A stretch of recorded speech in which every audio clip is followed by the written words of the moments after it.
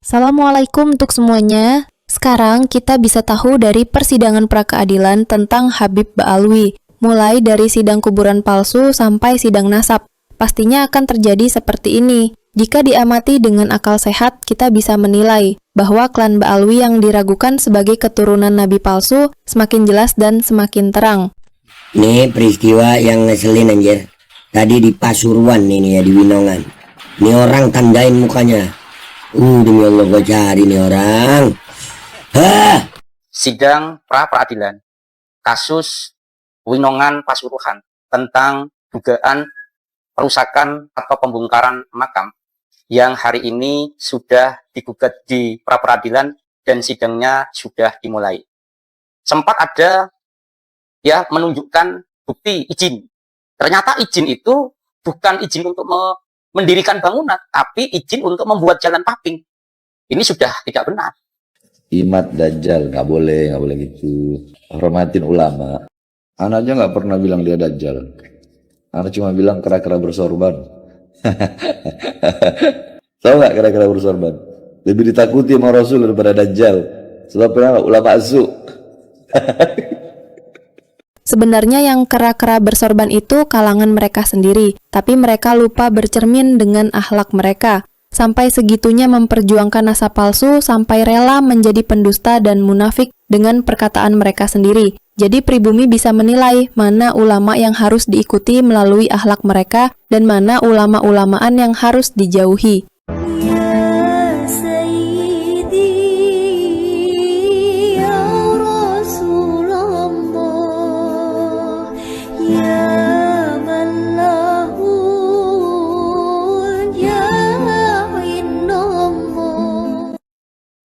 Nah, sahabat muslim, inilah sidang yang ditunggu-tunggu umat Islam, yang kelak akan membawa kehancuran klan Ba'alwi sendiri jika mereka menuntut kebenaran lewat jalur hukum. Bisa jadi penggalian kubur untuk pembuktian, dan juga bisa melewati proses tes DNA untuk kebenaran mereka. Ternyata suku Botar itu ada invergensi GY32613 itu. Suku yang tidak mau disebut cucu Nabi, tapi dia saudara Ba'alwi secara genetik ya. Nah, nanti kita kirimkan gitu ya, insyaallah. Cucu Nabi asli atau pemalsu nasab Rasulullah Shallallahu Alaihi Wasallam. Sidang pra-peradilan kasus Winongan Pasuruan tentang dugaan perusakan atau pembongkaran makam yang hari ini sudah digugat di pra-peradilan dan sidangnya sudah dimulai. Dalam proses persidangan, saya sudah menduga dari awal bahwa ketika majelis hakim memerintahkan kepada pemohon untuk membacakan nota tuntutan atau petitum, bisa dibacakan kesemuanya atau dianggap sudah dibacakan. Tapi dalam kesepakatan di ruang persidangan dibacakan keseluruhannya. Maka kesempatan bagi pemohon yang menggugat termohon, yaitu 1 Polres Pasuruan dan 2 Polda Jawa Timur. Dalam pembacaan petitum, setelah selesai, maka majelis hakim bertanya, apakah itu didirikan di pemakaman umum? Iya, yang mulia. Kaget itu. Majelis hakimnya kaget. Sontak kaget ketika ada jawaban seperti itu. Bagaimana makam bangunan permanen bisa dibangun di atas tempat pemakaman umum? Nah, di sini yang ingin saya soroti, ketika majelis hakim memerintahkan kepada termohon yang di situ diwakili oleh tim hukum dari Polda Jatim, ketika ingin membacakan jawaban dari tuntutan yang dibacakan oleh pemohon, maka ini yang sangat aneh. Tim hukum Polda ini justru belum siap atas jawabannya. Maka dari situ teguran keras dan sempat dimarahi hakim. Saudara, ini kata Pak Hakim dalam ilustrasi, kenapa jawaban itu belum saudara siapkan? Padahal ini kan sudah kita beritahu jauh-jauh hari, 5 hari sebelumnya pun sudah dikabarkan dan diberitahukan. Harusnya yang sudah siap itu saudara, karena peristiwa ini timbul dari tindakan saudara. Wah, itu kan tim Poldanya ini kan kaget ya. Gimana ini kok ya? Ya harusnya memang betul teman-teman ya. Masa tim kuasa hukum dari Polda Jatim ini tidak siap atas jawaban dari bacaan tuntutan yang dibacakan oleh pemohon di sidang pra-peradilan? Yang harusnya kan tim Polda ini harus sudah siap. Justru yang lebih siap harusnya tim Polda. Maka di sini saya sudah menduga kawan-kawan. Sempat ada ya menunjukkan bukti izin. Ternyata izin itu bukan izin untuk mendirikan bangunan, tapi izin untuk membuat jalan paving. Ini sudah tidak benar. Maka di sini sidang akan dilanjutkan esok hari dengan agenda membacakan sanggahan ya daripada bacaan tuntutan pemohon yang akan dilakukan oleh serta nanti ya replik sore harinya. Ya, jadi ada 2 agenda. Maka di sini teman-teman saudara-saudara semuanya yang memperjuangkan keadilan. Ini sudah saya duga ya di pra-peradilan nanti pasti ya mereka akan kebingungan dalam menyampaikan ya jawaban atas tuntutan daripada petitum. Kenapa ini ditangkap sebelum diperiksa? Kenapa ditetapkan tersangka sebelum dilakukan lidik ya dimulainya penyelidikan? Kenapa ini bisa ditahan? Ya pasal apa kalau dituduhkan 170 ya junto 179? Kalau 170 kan tidak mengena kepada saudara Gustom. Harusnya kan yang ditahan warga masyarakat yang membongkar. Kalau dijuntukan 179 karena ancaman hukumannya di bawah 5 tahun, ya harusnya saudara Gustom tidak ditahan karena tidak boleh. Ya, ancaman hukuman di bawah 5 tahun itu pihak penyidik melakukan penahanan, tidak boleh. Mereka akan kebingungan sendiri ketika ditanya tentang dalil-dalil apa yang mereka punya saat menetapkan seseorang menjadi tersangka dan seseorang bisa ditahan atas tuduhan yang dilayangkan oleh pelapor. Ini nanti kita uji lagi teman-teman, besok kita kawal. Dan kemarin ada sedikit ya informasi bahwa di room sebelah ya itu akan melakukan penggerakan massa, ingin mengepung, ingin menggeruduk pengadilan Bangil. Itu ternyata hanya omong-omong saja. Mereka sudah ketakutan dalam proses membongkar kebenaran ini karena gimana teman-teman semuanya, kasus yang ada di Winongan ini sangat-sangat kental sekali ya dengan kekuasaan di daerah, terutama ada dugaan intervensi kekuasaan atau justru ya ada permainan atensi uang. Ini yang sangat mencolok yang bisa diduga dan patut diduga ya ini ada pelakuan ya yang luar biasa kepada kelompok orang saat melapor dan bisa langsung ditindaklanjuti dengan cepat dalam waktu hanya kurang dari 24 jam. Maka saudara-saudaraku, kita tetap taat hukum awal kasus ini, jangan berprasangka apapun. Semoga dugaan-dugaan yang kita prasangkakan ini semuanya salah. Saya yakin pejabat di Pasuruan masih banyak yang baik, walaupun pasti ada oknum yang tidak baik. Termasuk ya pejabat-pejabat penegak hukum di Polda Jatim pun saya yakin pasti banyak yang baik, walaupun ada oknum yang tidak baik. Jangan sampai hukum ini dipermainkan dan diinjak-injak oleh kaum-kaum atau kelompok-kelompok yang tidak bertanggung jawab, apalagi ini kaum imigran. Dan kita juga tidak boleh ya menegakkan sebuah hukum berdasarkan karena tekanan. Hukum harus tetap berdiri di bumi Serambi Winongan Pasuruan berdasarkan kebenaran, bukan karena tekanan, bukan karena kelompok atau golongan. Masyarakat Pasuruan khususnya dan umumnya masyarakat Indonesia menyoroti kasus pra-peradilan ini yang sedang berjalan di pengadilan Bangil.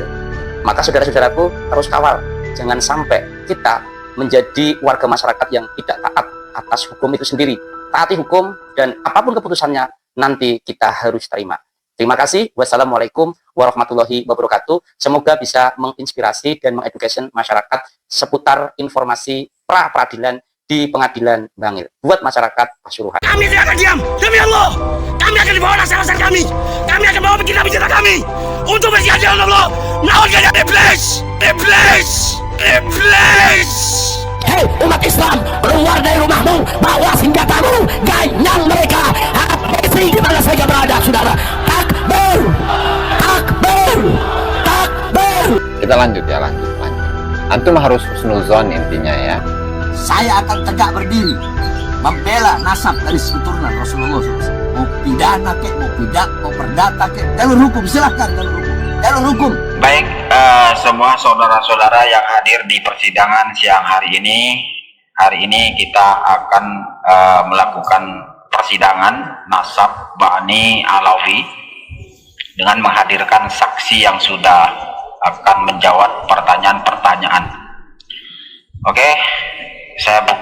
sidang pada siang hari ini dengan ucapan Bismillahirrahmanirrahim. Sidang saya buka. Baik, saudara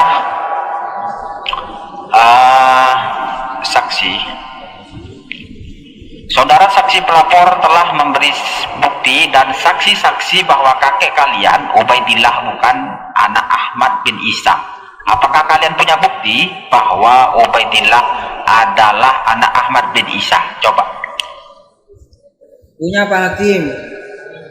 Banyak kalau buktinya. Mana? Coba. Silakan. Ulama besar Ibnu Hajar Al-Haytami, ahli fikih madhab Syafi'i yang keilmuannya sudah tidak diragukan lagi, telah menulis dalam kitabnya As-Sabat bahwa Ubaidillah adalah anak Ahmad bin Isa.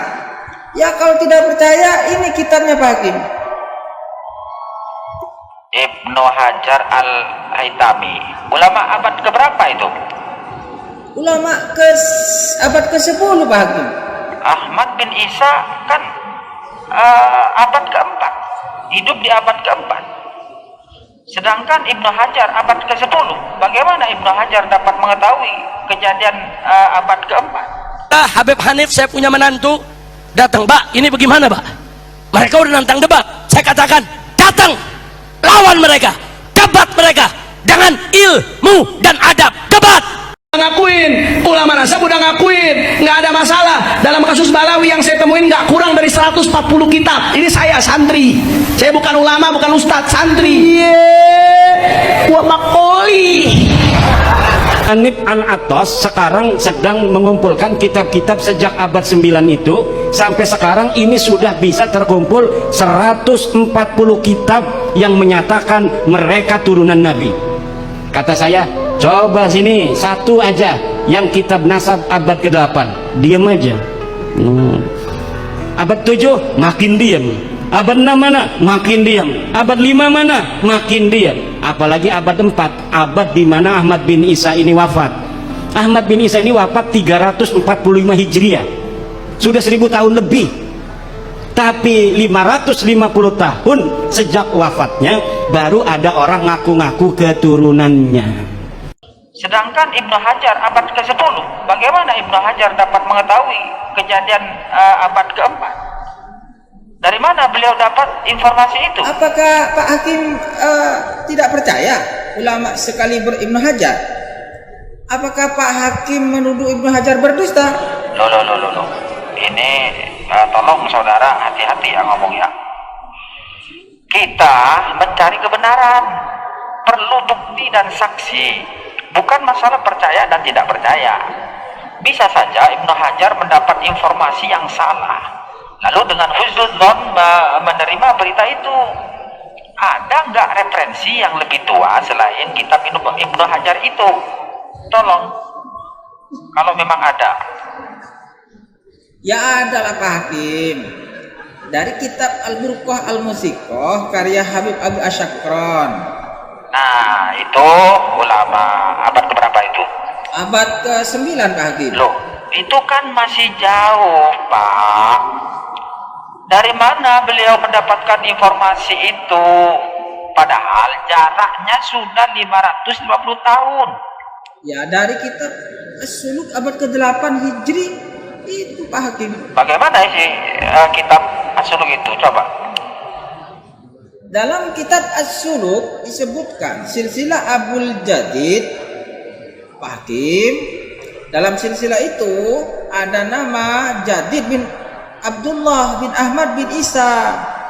Nah, Abdullah itu diyakini oleh Habib Ali Asyakron sebagai leluhur kami yang bernama Ubaidillah, gitu Pak Hakim. Lalu Jadid jadi saudara Alwi, anaknya Ubaidillah. Nah, iya betul itu Pak Hakim. Jadi ada silsilah orang bernama Jadid bin Abdullah bin Ahmad bin Isa. Lalu diyakini Abdullah ini adalah orang yang sama dengan leluhur Anda yang bernama Ubaidillah. Lalu Jadid menjadi saudara dari Alwi bin Ubaidillah, begitu? Ya, betul itu Pak Hakim. Lalu apakah ada kitab yang lebih tua dari As-Suluk yang menyatakan bahwa Jadid punya saudara bernama Alwi? Apakah ada? Nah, ya itu yakni itu masalahnya Pak Hakim, belum ada Pak Hakim. Nah, lalu bagaimana Anda yakin bahwa Abdullah itu Ubaidillah dan Jadid itu saudara Alwi jika tidak ada sumber sama sekali? Ya, saya yakin Habib Ali Asyakron itu tidak berbohong Pak Hakim. Saudara lagi-lagi mengangkat hal berbau bohong dan tidak. Kita, sekali lagi saya ucapkan, kita tidak sedang mencari siapa yang berbohong di sini. Kita sedang mencari kebenaran.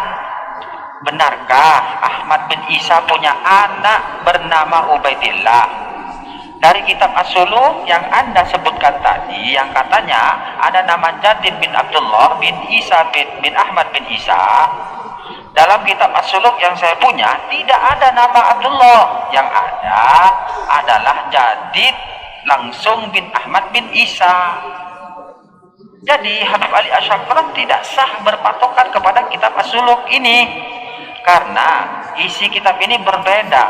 Apakah Anda punya kitab yang lebih tua dari Al-Burqah yang menyebut Ahmad bin Isa punya anak bernama Ubaidillah? Coba, kalau memang ada. Gini Pak Hakim, yakni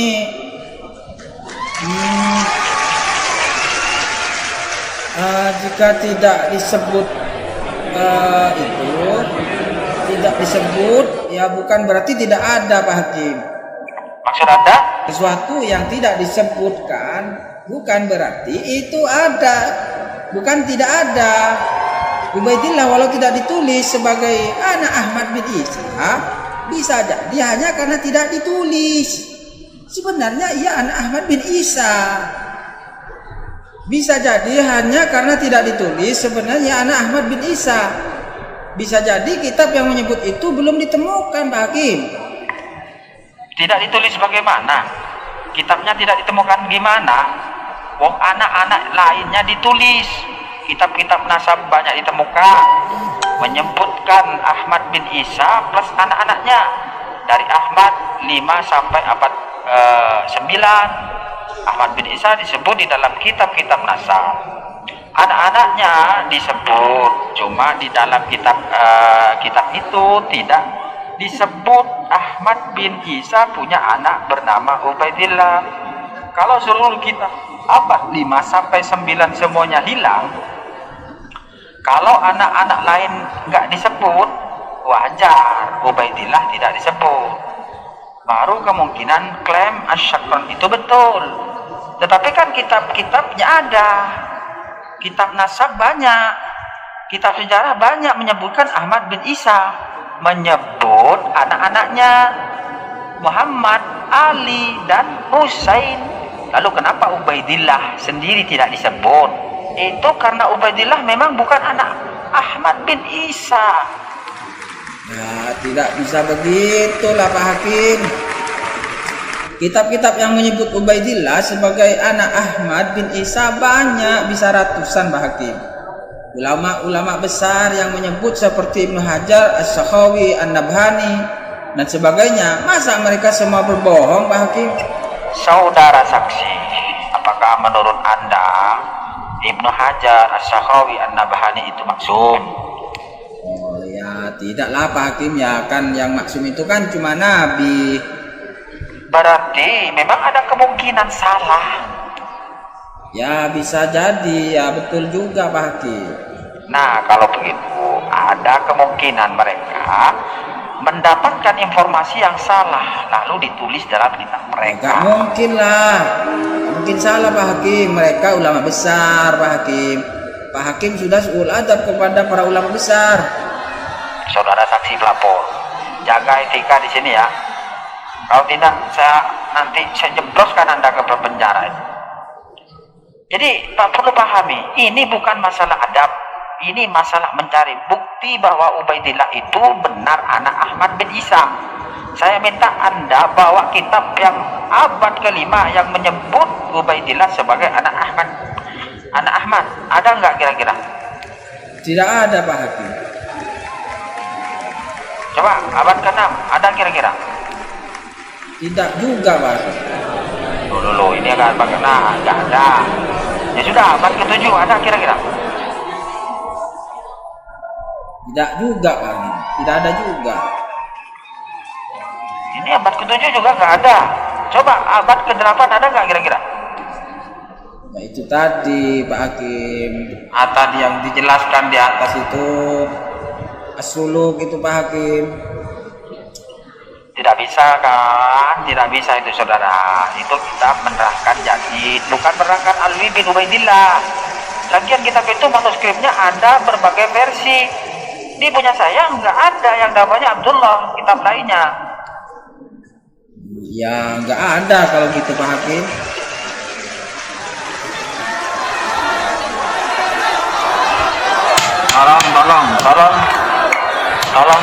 Tolong penonton jangan rame ya, jangan.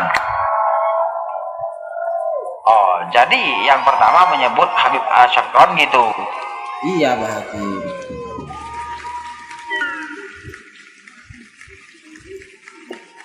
Habib Ali Asyakron itu turunan Ubaidillah nggak? Iya betul Pak Hakim. Saudara saksi, apakah Anda seperti saya bermazhab Imam Syafi'i? Alhamdulillah Pak Hakim, saya Syafi'i asli, yakni ahli sunnah wal jamaah zahiran wa batinan. Apakah saudara saksi mengerti bahwa saudara tidak boleh bersaksi atas nama ayah dan kakeknya? Maksud Pak Hakim? Begini, dalam mazhab Syafi'i, seseorang tidak boleh bersaksi atas ayah atau kakeknya. Sedangkan Habib Ali Asyakron tadi saudara katakan adalah keturunan Ubaidillah. Betul Pak Hakim. Berarti ia tidak bisa menjadi saksi nasab Ubaidillah. Maksudnya? Kedudukan kitab Al-Burqah karya Habib Ali Asyakron tersebut sebagai saksi nasab Ubaidillah. Seluruh kitab-kitab setelahnya yang banyak itu mengambil referensi dari Ali Asyakron.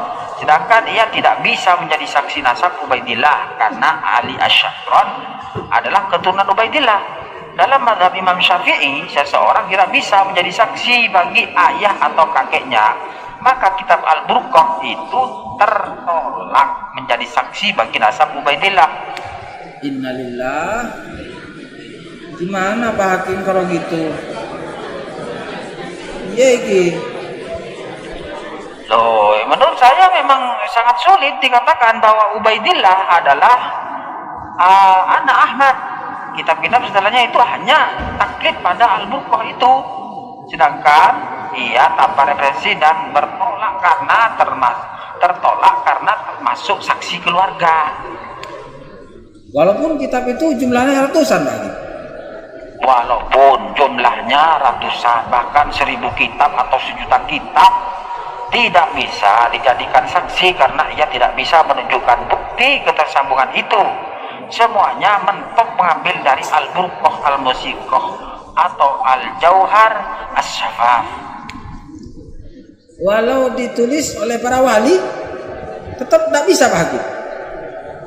Walaupun ditulis oleh rajanya para wali, ya tidak bisa. Ya maaflah Pak Hakim, apakah masih ada cara lain kami bisa menunjukkan bahwa Ubaidillah itu adalah anak Ahmad bin Isa? Oh, saudara tenang. Saudara harap tenang. Masih ada. Apa itu Pak Hakim? Tes DNA. Wah, kalau itu nggak mau saya Pak Hakim. Nggak boleh katanya. Loh, kata siapa nggak boleh? Itu kata pemimpin kami, kata imam kami.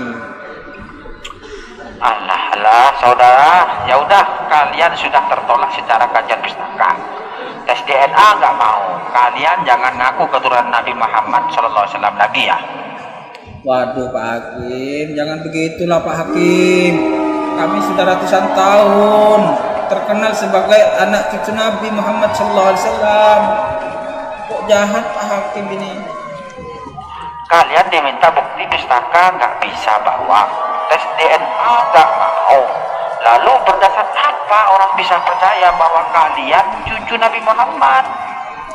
Gimana ini saudara ini?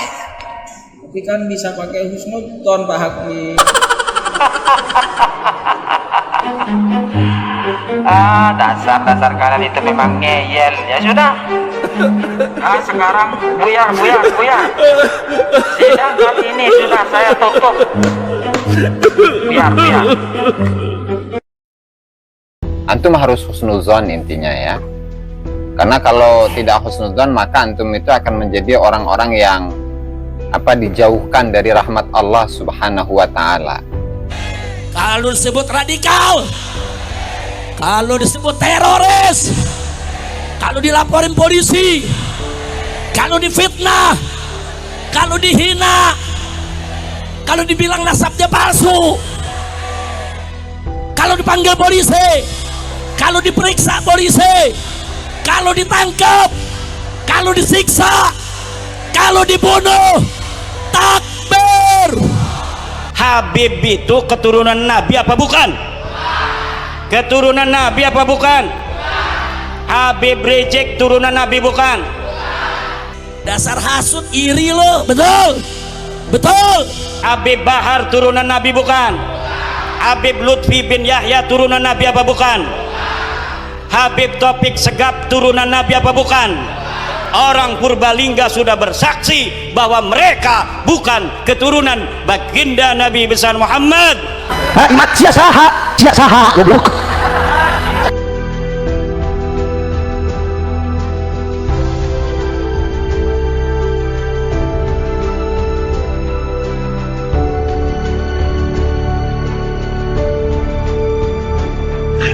Nah inilah tradisi Bali lah, kerennya lah ya budayanya. Nah kalau inilah tradisi Sunda Jawa Barat ya lah, keren juga budayanya. Nah kalau ini tradisi tari imigran lah, imigran gelap.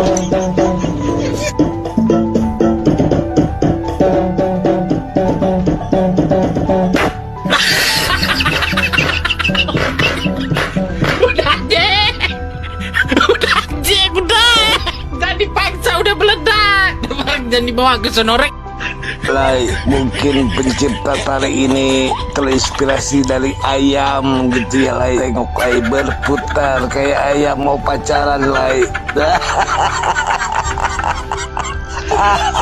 Tadi paksa udah meledak dan dibawa ke sonorek.